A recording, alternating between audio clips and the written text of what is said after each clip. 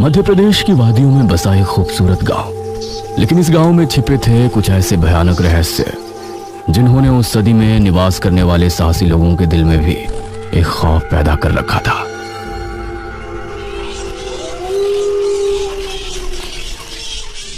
आज तो बहुत दिनों के बाद मित्रों से मिलना हो रहा है, बहुत आनंद आएगा। अरे मदन, कहाँ जा रहा है इस समय? पिताजी, मेरे मित्रों से इतने दिनों बाद मिलना हो रहा है, वो सुबह होने पर वापस नगर चले जाएंगे। अरे तुझे पता नहीं क्या, आज शनिवार की रात है। आज के दिन निशिर मोलो गांव में घूमते हैं। पिताजी, चाहे निशिर मोलो आए या नरकासुर, मुझे आज मेरे मित्रों से मिलने से कोई नहीं रोक सकता। ठीक है, लेकिन ध्यान रहे, जैसे ही तुमको उनके कदमों की आहट सुनाई दे और उनका वो मंत्र जिसको वो दोहराते हुए आगे बढ़ते हैं, तो उन्हें बिना देखे किसी ऐसी जगह छिप जाना जहां से ना वो तुमको देख सके ना तुम उनको। और जब तक उनकी आवाज आना बंद ना हो जाए, उनके सामने नहीं आना। वो 4 भयानक आदमी होते हैं जो अपने कंधों पर एक ताबूत को उठाए होते हैं, और अगर कोई उन्हें देख ले तो वो जिंदा नहीं बचता। मुझे पता है पिताजी, अब मैं चलता हूँ। यह कहकर मदन घर से निकल गया, लेकिन उसके पिता के चेहरे पर उसकी फिक्र साफ नजर आ रही थी। निशिर मोलो आ जाएंगे और साथ ले जाएंगे। ऐसा लगता है कि हमारे गांव के लोग अभी भी दूसरी सदी में जी रहे हैं। वो तेज तेज कदमों के साथ आगे बढ़ रहा था। कुछ देर बाद उसे जंगल की तरफ एक पगडंडी वाला रास्ता नजर आया। यहां से जाऊंगा तो जल्दी पहुंच जाऊंगा, यहीं से आगे बढ़ता हूं। बिना ज्यादा सोचे वो जंगल के अंदर बने उस पगडंडी वाले रास्ते पर आगे बढ़ गया।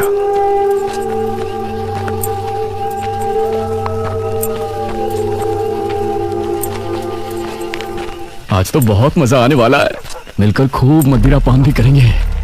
तभी उसे भारी कदमों की आहटों के साथ कुछ आवाजें सुनाई देने लगी। इन आहटों और आवाजों को सुनकर वह एकदम से चौंक पड़ा और उसकी आंखें डर से बड़ी हो गई। हे भगवान! वो जल्दी से झाड़ियों की तरफ भागा और उनमें छिपकर बैठ गया। वो झाड़ियों की ऊंट में बैठा लंबी लंबी सांस ले रहा था। वो आवाजें अब और ज्यादा साफ होने लगी थी। उसे यकीन था कि अब वो लोग उसके करीब ही आ रहे हैं।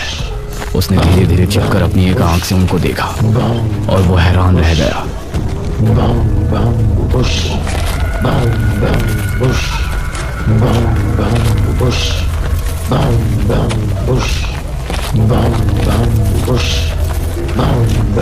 हे भगवान, मैंने इन्हें देख लिया। हाँ। मदन पूरी तरह से झाड़ियों में छिप गया और कुछ देर अपनी सांस तक रोके वहां छिपा रहा। फिर उसने धीरे से झांक कर देखा तो अब वो लोग कहीं नजर नहीं आ रहे थे। लगता है चले गए। वो वहां से निकला और दोनों तरफ देखा तो वहां कोई नजर नहीं आया। शुक्र है भगवान, उसने एक कदम बढ़ाया ही था कि तभी उसे फिर से वही आवाजें अपने ठीक पीछे से सुनाई देने लगी। उसने एक झटके से पलट कर देखा तो वो चारों ताबूत वाले शख्स ठीक उसके पीछे खड़े थे।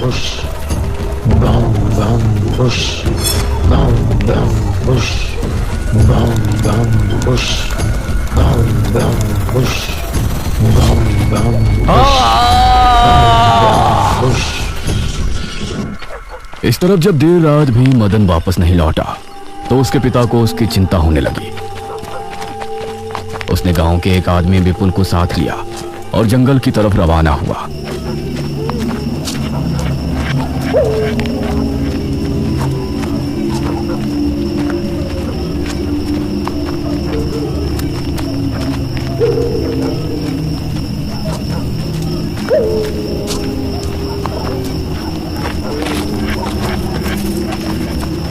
काफी देर बाद एक बरगद के पेड़ के पास जाकर उनके कदम रुक गए और आंखें खौफ से फट पड़ी। उन्होंने मदन को रहस्यमयी परिस्थिति में पाया। उसके चेहरे पर डर और आंखों में खौफ ऐसा नजर आ रहा था कि जैसे उसने हादसे से पहले बहुत ही भयानक मंजर देखा हो। मदन! 400 साल बाद अंधेरा जंगल, सुनसान रास्ता, चारों तरफ सिर्फ पेड़ पौधे और कोहरा। मेघना उनके बीच अकेली खड़ी थी। कोई है क्या? यहाँ कोई है? उसने कुछ कदम आगे बढ़ाए। उसके सवाल का कोई जवाब तो उसे नहीं मिला, लेकिन कुछ टपकने की टप टप की आवाज अब उसे बराबर आ रही थी। मैं यहाँ क्या कर रही हूँ? कौन लाया है मुझे यहाँ पर? वो खुद को वहां पाकर बहुत परेशान थी। तभी उसने देखा कि कोई चीज उड़ती हुई उसी की तरफ आ रही है। वो उसे हैरानी से देखने लगी। पास आने पर पता चला कि वो कोई विशालकाय भयानक पक्षी था। बचाओ! मेघना उससे बुरी तरह से डरकर भागने लगी और वो उसका पीछा कर रहा था। मेघना ने उसे पीछे पलटकर देखा तो वो उसको पकड़ने ही वाला था, लेकिन तभी मेघना एक पेड़ से टकराई। उसने देखा कि उस पेड़ से हरे रंग का पानी टपक कर नीचे गिर रहा था। मेघना उस हरे पानी को गौर से देख रही थी। तभी अरे ओ मेघना, उठ जा यार, कब तक सोएगी? मेघना आंखें मलते हुए नींद से जागी। उसने देखा कि सुबह के 9 बज चुके थे। ओह शिट, हम तो लेट हो गए। तूने मुझे उठाया क्यों नहीं? मेघना अपनी एक पार्टनर इशिता के साथ दिल्ली में रह रही थी, जहां वो एक लैब में काम किया करती थी। दोनों ने साथ नाश्ता किया और फिर तैयार होकर अपनी लैब के लिए निकल गई।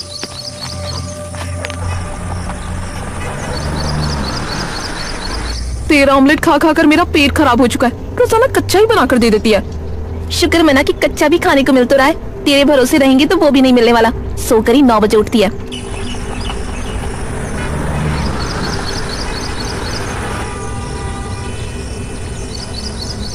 ये दोनों लैब में पहुंचे और वहां जाते ही इशिता के पास प्रोफेसर जयदेव की कॉल आई। तुम दोनों ने इस बार बहुत समय ले लिया है।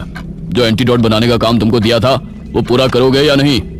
प्रोफेसर साहब, बस ये समझ लीजिए कि काम होने ही वाला है। आप हमें 3 दिन का समय और दीजिए। ये कहकर उसने कॉल काट दिया। तो इतने दिनों से प्रोफेसर को घुमा रही है, आखिर तू ये एंटीडोट तैयार करेगी कैसे? ये सुनकर इशिता ने एक किताब निकाली।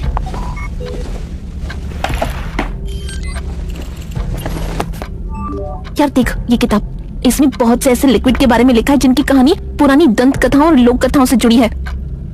तो तू कहना क्या चाहती है? मुझे इस किताब में बहुत ही अनोखे लिक्विड के बारे में पता चला है, जिसे मृत्युंजय अमृत कहते हैं। हम उस लिक्विड का टेस्ट करेंगे और अगर वो हमारे काम का निकला तो उसे यूज भी कर सकते हैं। मृत्युंजय अमृत? देख मैं तेरे साथ कहीं नहीं जाने वाली हूँ। ये सब बातें बकवास होती हैं। अरे देख तो सही, इस पेड़ से हर पूर्णमासी की रात ये हरा लिक्विड टपकता है। तभी मेघना ने देखा कि उस पन्ने पर किसी मृत्युंजय अमृत के बारे में लिखा था और उसमें ठीक वही पेड़ दिखाया गया था जो मेघना रोजाना अपने सपने में देखा करती थी। मतलब उस हरे पानी की बात ही इस किताब में लिखी थी। हे भगवान, क्यों हिला डाला ना, है ना इंटरेस्टिंग? मेघना ने कुछ सोचा और फिर जवाब दिया, हाँ। तो हम दोनों कल ही बीरमपुर गांव के लिए निकलते हैं।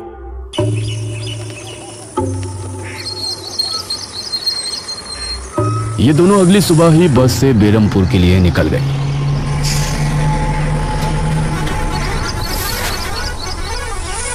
वैसे एक बात बता, तू मेरे साथ वहां जाने के लिए एक ही बार में कैसे राजी हो गई? मेघना ने सच को छिपाते हुए कहा, ऐसी अनोखी चीज देखने के बाद भला कौन नहीं होगा जो इसको देखना नहीं चाहेगा? ओहो, ये हुई ना बात। मैंने तुझे पार्टनर बनाकर कोई गलती नहीं की।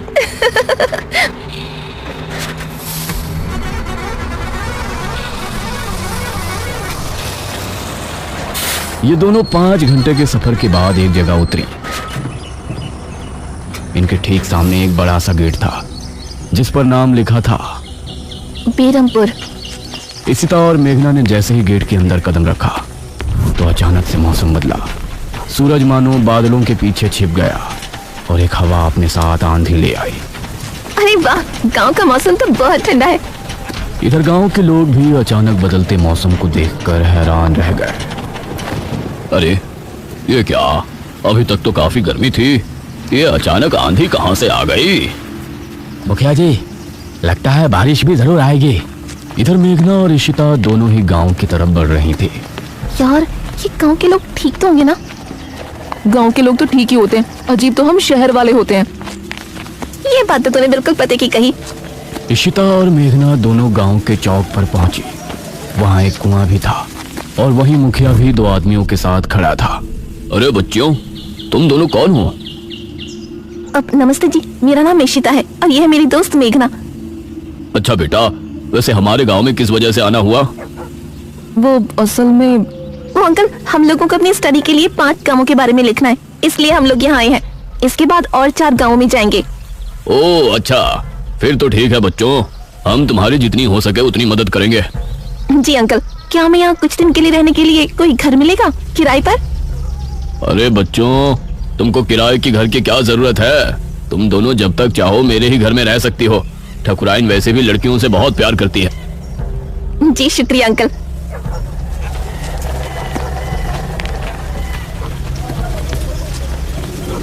मुखिया इशिता और मेघना को अपने घर ले आया। तभी घर के मंदिर में जल रहा दीपक बुझ गया। अजी सुनती हो ठकुराइन? जी आई। ठकुराइन कमरे से बाहर आई। नमस्ते आंटी। नमस्ते बेटा। ओ जी, ये प्यारी प्यारी बच्चियां कौन है? ये दोनों शहर से अपनी पढ़ाई के सिलसिले में आई हैं। हमारे गांव के बारे में लिखना चाहती हैं। वो क्या होता है रे, वो रिसर्च करने आई हैं। तभी वहां पर एक और लड़का आया। क्या कहा? हमारे गांव पर रिसर्च? इशिता और मेघना ने उसे देखा। भला हमारे बेवकूफ गांव में आपको क्या मिल सकता है? ये सुनकर इशिता और मेघना हैरान रह गई। चुप करो अनुज, ऐसे कोई अपने गांव में बोलता है क्या? ये मेरा बेटा है अनुज। अनुज ने मेघा और इशिता की ओर देखा और उन्हें हाथ जोड़कर नमस्ते किया। नमस्ते बेटा अनुज, जरा इन दोनों को वो खाली कमरा दिखा दो जो तुम्हारे कमरे के बराबर में है। ठीक है पिताजी। आओ देवियों। देवियों? अनुज कॉरिडोर से होते हुए उनको कमरा दिखाने ले जाने लगा। इसी समय गांव के मंदिर में बैठा पुजारी भगवान की आरती कर रहा था। तभी अचानक से दिया बुझ गया। ये संकेत तो ठीक नजर नहीं आ रहे। हे प्रभु रक्षा करना। वैसे आप लोगों को रिसर्च करने के लिए यही गांव मिला था? अरे हम लोगों को 5 गांवों के बारे में लिखना है, तो इसीलिए जो भी गांव पास दिखा चले आए। इसके बाद और किसी गांव में जाएंगे। अच्छा। वैसे यहाँ कुछ ऐसा है जो कि रहस्यमय या ऐतिहासिक हो? हाँ है ना, एक राजमहल। राजमहल यहाँ? हाँ, 400 साल पहले जो यहाँ के राजा हुआ करते थे, उनका महल। वैसे अनुज, क्या तुम हमें उस महल में लेकर चलोगे? हाँ, तुम लोग जाना चाहोगी तो जरूर। तो ठीक है, रात को जब सब सो जाएंगे तो हमें वहाँ ले चलना। यह सुनकर मेघना इशिता को हैरानी से देखने लगी। रात के समय तुम लोग मजाक तो नहीं कर रहे? नहीं, हम तो चलने को तैयार हैं। तुम्हें डर लग रहा है तो बताओ। मेरा गांव है ये, मुझे क्यों डर लगेगा? ठीक है, ले चलूंगा, लेकिन पिताजी को और माँ को पता नहीं चलना चाहिए। ग्रेट। तो बताओ किस टाइम आ रहे हो? 12 बजे तक पिताजी और माँ दोनों सो जाएंगे। मैं उसी समय तुम लोगों को ले आऊंगा। हाँ सही है। ये कहकर अनुज ने उन्हें कमरे में छोड़ा और वहाँ से चला गया। ये क्या? हम तो उस मृत्युंजय अमृत के बारे में पता करने आए थे ना। अब हम ये राजमहल क्यों जा रहे हैं? अरे उसको सीधा पूछते तो उसे शक हो जाता ना। आज हम राजमहल चलते हैं और फिर कल उसे जंगल जाने को कहेंगे और वहाँ जाकर बातों ही बातों में उसे मृत्युंजय अमृत के बारे में पूछेंगे। ये सही है। इस तरफ गांव के लोग मौसम की बदलती ठंड से बहुत हैरान थे। पुजारी बार बार आसमान की तरफ देख रहा था, जहां उसे काला अंधेरा इधर उधर घूमता हुआ नजर आ रहा था। करीब 12 बजे जब मुखिया और उसकी पत्नी गहरी नींद में थे तो अनुज कमरे से निकला। अरे लगता है आ गया। इशिता ने उठकर दरवाजा खोला। हाय अनुज। तुम लोग तैयार हो? हाँ चलो, हम तो रेडी हैं। तो चलो। अनुज इनको लेकर घर से निकला और इन्होंने 2 गलियां पार कर ली थी। तुम्हारे गांव में हवा इतनी ज्यादा चलती है क्या? रोज तो नहीं चलती, लेकिन शहर की 2 लड़कियों के साथ लगता है उनके शहर का प्रदूषण भी आंधी के रूप में साथ आ गया। कुछ देर चलने के बाद ये तीनों एक बड़े से राजमहल के सामने खड़े थे, जिसे देखकर मेघना को कुछ याद आने लगा। ऐसा लगता है कि इस राजमहल को मैंने पहले कहीं देखा है। ये है राजमहल राजा सूरजभान का। वाकई में काफी आलीशान है। यह कहते हुए इशिता ने अपने कैमरे में उसकी एक फोटो ली। हमें खिड़की से अंदर जाना पड़ेगा, इसका दरवाजा सालों से जाम है। ये तीनों एक खिड़की के रास्ते राजमहल में पहुंचे और वहां की हर एक चीज मेघना को जानी पहचानी लग रही थी। इस तरफ गांव में आंधी का बहाव बढ़ने लगा था। सभी अपने अपने घरों में आराम से सो रहे थे।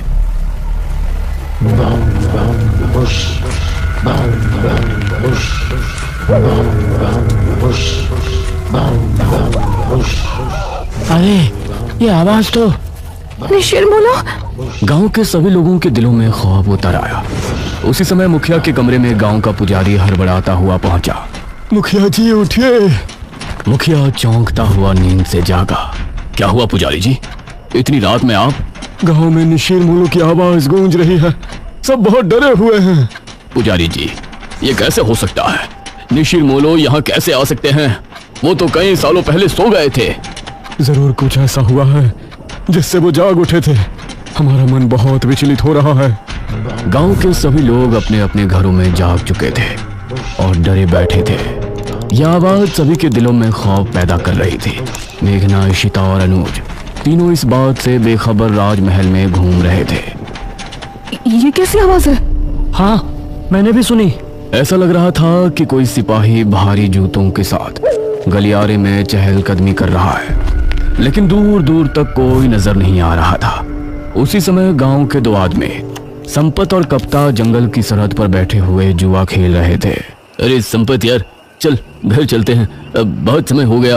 ओहो, अब तू हार रहा है तो घर चलते हैं। अरे चुपचाप पूरी बाजी खेल, इससे पहले तो मैं तुझे जाने नहीं दूंगा। हाँ। यह सुनकर कप्ता फिर से उसके साथ पत्ते बांटने लगा। उन दोनों को यह आवाज सुनाई दी। तेज आंधी की हवाओं में उनकी आंखें बहुत मुश्किल से खुल रही थी।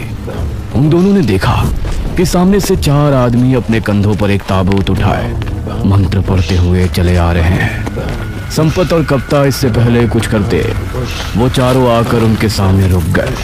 हवा का रुख थोड़ा कम हुआ।